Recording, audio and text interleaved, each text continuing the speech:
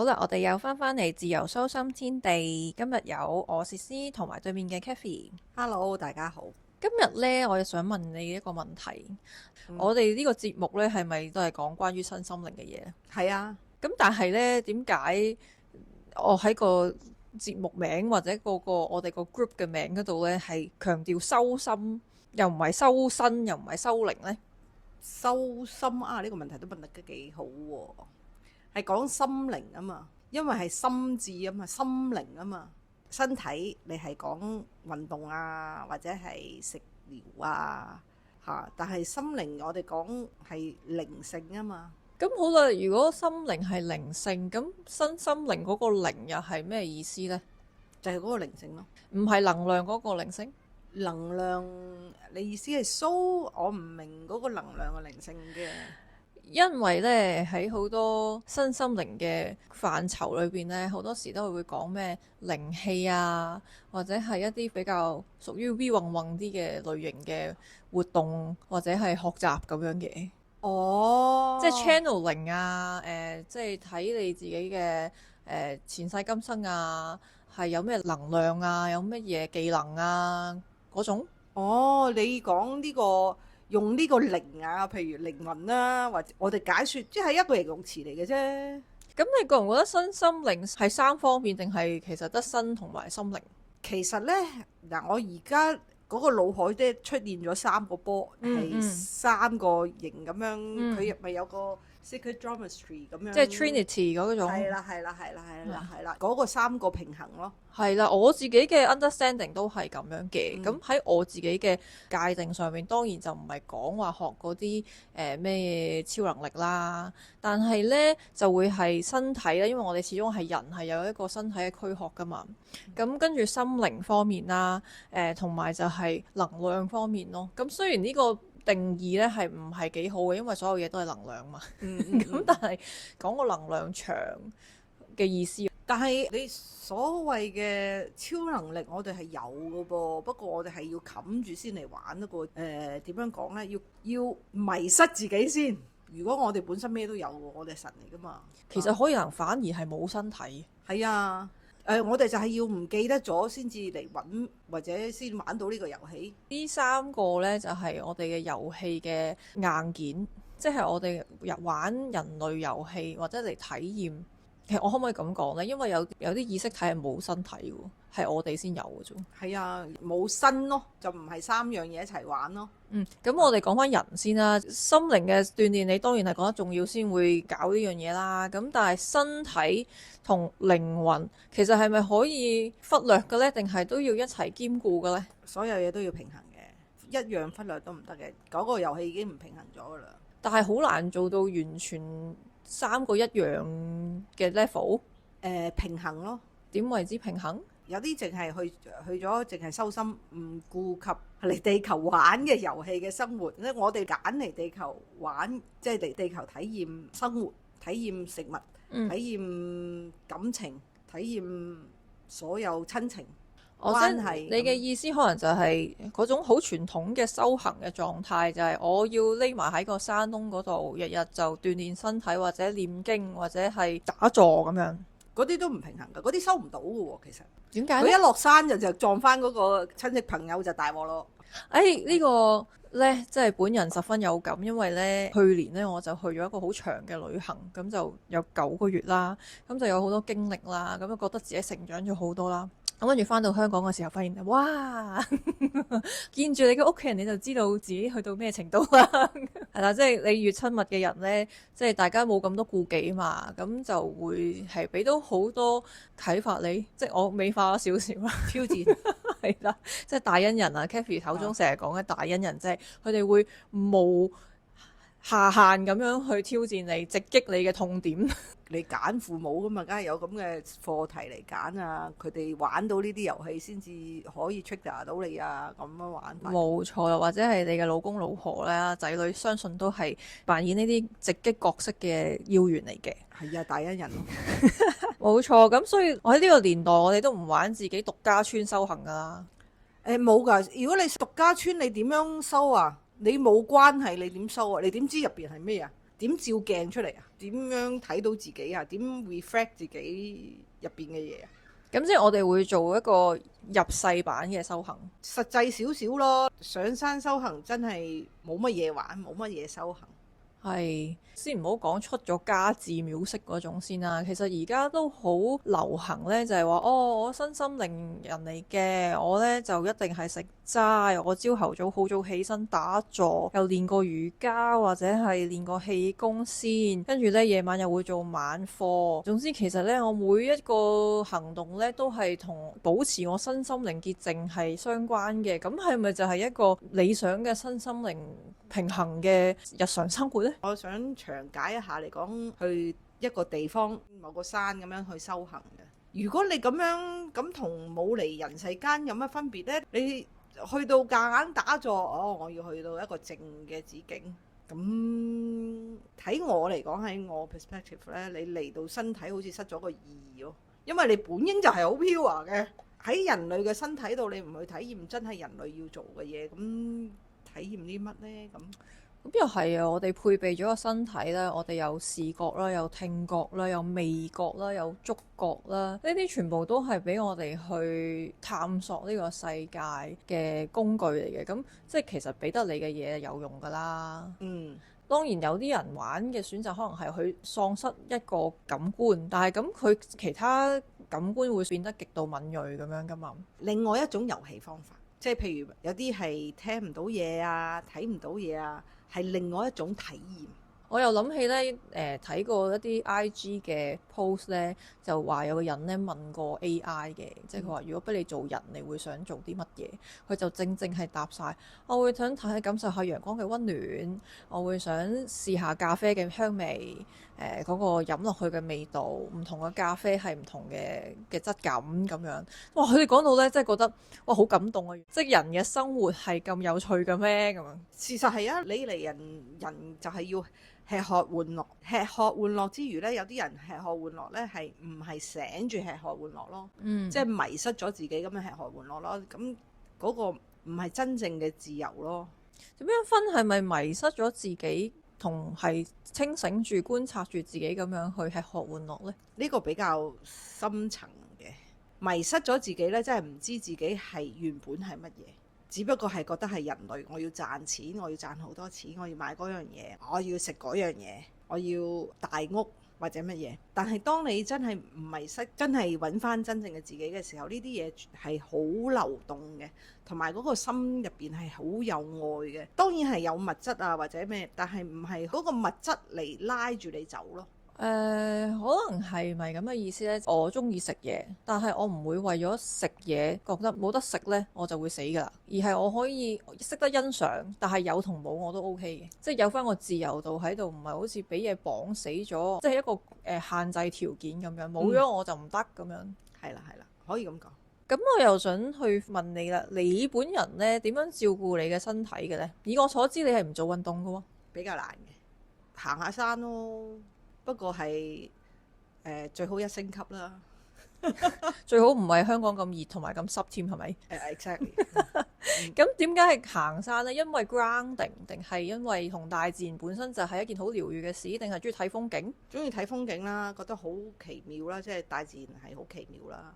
係咧，我諗大家都有聽過森林治療呢件事啦，即係你去到森林呢啲樹木會散發嗰種唔知咩芬多精定乜嘢啊。日本啲醫生會 prescribe 咧，你個人唔係咁舒服咧，你就去森林行下啦。即係你可以攞假去嘅，即係佢會俾病假你去。提過有一次我啱喺腦海中出現呢，有一次喺瑞士嘅森林隔離有條河嘅，有水啦，有嗰個木嘅香味啦。我嘗試去想影相，但係真係 capture 唔到成個佢個能量啦，佢個香味啦，佢個總之佢個皮膚感啦，身體嘅感官啦，你係好難用攝影啊或者 capture 唔晒啦，好明顯。係啊，只係一個 dimension 就係個畫面可以 capture。係啦，同埋心入邊嗰個感覺係好唔同咯。關於森林同埋大自然嘅，會唔會呢係因為嗰個係冇乜人做嘅介入，就少咗好多人類嘅能量或者某種思想框架，所以會令人輕鬆啲。起碼冇咁多人類嘅 thought form 啊，即係嗰個思想係啦 bubble 咁樣。係啊係啊，因為我哋諗嘅嘢會喺空氣之中，即係譬如你喺市區嗰度，空氣之中其實好多 thought form 嘅，所以你即係每個人嘅諗法，覺得煩躁啲嘅你意思係係啦，會唔會係都同地方能量有關呢？呢個都有影響。即係首先人口越密集嘅地方就越多 thought form 啦，係啊同埋嗰個地方嗰啲人係咩款，就亦都影響。 ，collective 啦，係啊，係啦係啦，大家可能去到森林點解會咁放鬆，就係因為冇咗呢一啲湧住向你埋嚟，令到你本來已經即係 depends 你混唔混亂啦。你如果好平靜，可能你都唔係好覺嘅。如果你混亂，咪更加混亂啦。係啊。另一個問題關於身體方面呢，就係你點睇嗰啲治療呢？即係譬如你有唔舒服嘅時候，我食西藥，或者我食中藥，或者我去針灸，或者而家新興嘅另類療法，包括可能係聲頻治療啊，可能香薰治療啊，你覺得有冇幫助嘅呢？首先講西藥先係冇幫助嘅，即係會令到你仲要加某啲能量咧去轉化嗰個藥物。至於中藥呢，都係要轉化嘅。不過如果你有某啲信念系統，譬如我一定要食藥我先會好返嘅，咁你就尊重自己嘅信念系統。咁你話喂聲頻聲頻治療，所有嘅治療都係你自己信念系統嘅一部分。你話喂但係譬如有啲能量治療啊、聲樂治療啊，又好似好啲，我都冇信。但係你點知你潛意識入邊有啲咩啫？係嘅，真係唔知嘅喎。係啊，你可能之前玩過聲樂呢，即係有啲人有效啲，有啲人冇效啲，就都係睇自己嘅潛意識同埋嗰個信念系統。信念系統係啊，但係當然聲樂呢係真係有個振頻，某啲治療真係有個頻率喺度嘅。係啊，所以點解呢？通常聲音治療個受用對象大啲呢，就因為就算佢個腦係懷疑，佢有物理層面嘅滲透啊嘛。係個聲頻都會令到你個身體細胞嘅排序影響咗嘅。係啦，咁呢個都幾得意嘅。仲有能量治療呢，其實我哋全部都係能量嚟㗎嘛。係啊，能量治療即係譬如好似靈氣啊，靈氣呢，呢個又講一個範疇咯喎。如果你相信佢 work 嘅，佢會 work 嘅，但係都係比較有框架嘅。我想喺度補充一下呢，就係就算唔係呢啲即係好似講到超自然嘅治療呢，因為好多科學實驗呢都會話呢，其實你個腦呢係真係只要你相信嗰樣嘢就 work 嘅。即係好多醫生啊、科學家呢，佢哋都有做實驗，即係嗰啲安慰劑效果啊。只要係一個你相信人，例如係醫生啦，例如係科學家同你講，哦呢個早餐呢原來呢係600卡路里嘅，另外一份呢係300卡路里嘅，但係其實佢哋兩份係一模一樣嘅喎。你會覺得600卡路里嗰份飽啲嘅喎，即係你個信念係好強嘅。其實係啊，我前幾日先同朋友傾雞蛋嘅問題啦。之前咪話哇食多雞蛋咩膽固醇啊，係啦。而家又話，嘿，你食幾多都得嘅，所以你就係又要睇下出邊俾咩信息你咯。喺呢度敬請大家留意下 marketing 係幾咁有力量嘅一門藝術。係啊係啊係啊，係啊冇錯。咁好啦，另一個想探討嘅方向呢，就係我哋講咗治療啦。咁點睇自己去對身體做嘅鍛鍊呢？即係譬如我去做 gym，我去跑步，我去練氣功，我去做瑜伽，我俾個 intention 係我出力多啲嘅。你覺得主動咁樣去 take care 自己同去做治療呢個方向有咩分別呢？哦，即係你自己去運動同埋你去按摩咁樣。係啦係啦係啦。其實係兩塊嘢嚟嘅喎。運動呢，有時又係信念系統啦。你覺得我入邊行血啊，或者係帶氧運動啊，或者係你覺得對你有效嘅，咪去做咯。同埋係你 enjoy 做呢件事，中唔中意做呢件事？你中意做呢件事，個心又開心啲，又嗰個效果又唔同啲。我自己就覺得咧，因為我練瑜伽噶嘛，我亦都教瑜伽噶嘛。雖然都係瑜伽，由你自己練習同教咧係兩回事嚟嘅。當你質疑自己有壓力或者你好有包袱嘅時候咧，咁呢件事咧就會覺得係完全冇效果嘅，仲衰咗添嘅。但係如果你好當下係淨係做翻自己去留意自己身體咧，你都唔使理佢有冇效果，你根本你做得開心，同埋你好似喺度發掘緊自己嘅時候咧，就真係自然療愈咯。係啊，我哋咧亦都聽過咧，有人提到身體有印記，我咪講有一集講時間線嘅，咁有好多唔同嘅自己噶嘛。咁如果我以前咧受傷，或者真係斷咗隻手，或者跛咗隻腳，或者背脊俾人斬咗刀，呢啲都會影響我哋，而搞到我嘅身體可能都特別嗰邊脆弱啲。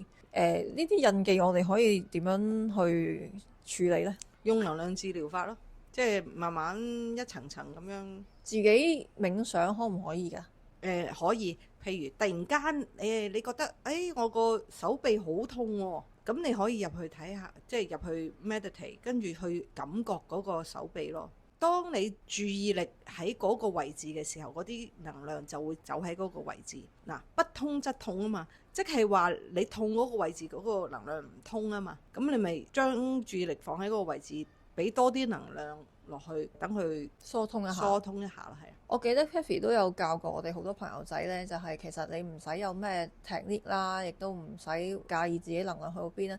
你抱住一個愛自己、care 自己嘅心呢，去英文叫 caress 啦，即係你去撫摸一下自己，輕輕咁樣掃下你啲皮膚咧，其實都好有效果嘅。係，但係咧，你做嗰陣時要當下喎。有啲咧就係一路睇電視，嗰個膝頭哥有少少痛，一路睇電視一路咁樣摸，嗰個效果係冇你當下。當下嘅意思即係話你喺個膝頭哥嗰度，亦都喺隻手度，即係喺當下嗰度我真係做緊呢件事，個效果爭好遠。明白。好，咁我哋又轉去睇下靈呢一方面啦。哇！如果有啲人呢係好受呢啲嘢吸引嘅，即係我要訓練我嘅第三眼，我要有超能力，或者佢根本天生就已經有嘅，咁佢係咪贏在起跑線上呢？都唔係。譬如你有啲第三眼晨早開嘅呢，反而比較容易迷失嘅。因為咧，佢哋會覺得我係用第三眼睇嘅嘢一定係正確㗎啦，一定係㗎啦，事實嚟咧，但係未必㗎。所有你肉眼或者第三眼睇嘅嘢，都係基於你嘅頻率、你嘅 perspective 投射出嚟嘅，depends on 你嗰陣時嘅頻率睇到嘅嘢，所以好容易迷失㗎。有個疑問就係我冇呢啲能力㗎喎，好抽象喎，我感受唔到能量喎，我係咪應該去鍛鍊下我啲第六感啊，定係點樣呢？有啲人直覺好強，要信自己嘅直覺咯。咁如果我覺得我唔係呢方面嘅人，咁我係咪應該放棄呢件事，定係我哋再由身心方面着手先？其實唔會分開嘅喎，嗰三件即係身心靈唔會突然間分開咗。我淨係身心。當你想揾到自己嗰陣時，嗰個已經係通咗嘅咯。特別係修行嘅人呢，可能古代啲唔同時代呢個諗法有啲頑固。好堅持咧，要完美咗個身體先，我先至會可以接觸到力量層面，或者調翻轉嘅，我純粹係能量派嘅，我唔會理個身體，唔會理我日常生活嘅。嗰啲咪唔平衡咯，嗰啲咪失衡咯。我識得有個人直情係咧，又唔做嘢啦，淨係顧住修行咯，係一個佛教徒，咁咪淨係顧住修行咯，咁咪所有嘢都好似唔平衡咯，就係唔平衡咯。咁所以其實我哋嘅結論就係身心靈咧係一個整全嘅概念嚟嘅，即係個 wholesome 或者叫 holistic 嘅概念嚟嘅。我哋唔可以完全忽略其中一方面啦，又唔會話佢哋係完全同步進行嘅，因為每個人有興趣或者遇到嘅情況都唔一樣啦。但係我哋要明白到其實我哋唔會 ignore其中一方面，就盡量係三方面都會平衡發展咁樣。冇錯。咁好啦，我哋今日嘅分享就到呢度啦，希望都會提到一啲對大家有用嘅資訊啦。如果有疑問，歡迎留言俾我哋啦。咁記住 subscribe 同埋 like， 我哋下次再見，拜拜。拜拜。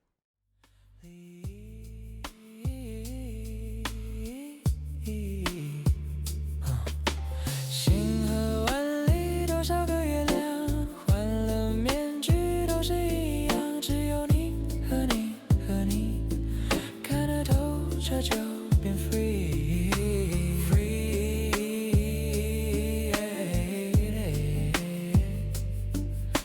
我的 free， 外面無人，外面無聲，外面是裡面有永遠